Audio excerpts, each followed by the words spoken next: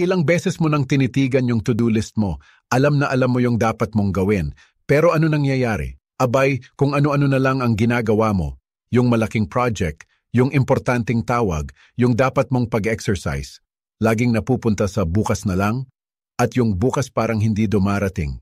Familiar ba? Huwag kang mag-alala, hindi ka nag-iisa. Yang chronic procrastination na yan, parang magnanakaw yan, na tahimik na kinukuha yung oras mo, yung potential mo, at yung peace of mind mo. Isipin mo nga, ano ba ang nawawala sa'yo dahil sa pagpapaliban na yan? Mga missed deadlines? Yung sobrang stress pag last minute ka na nagmamadali? Yung feeling na guilty ka at parang wala kang kwenta?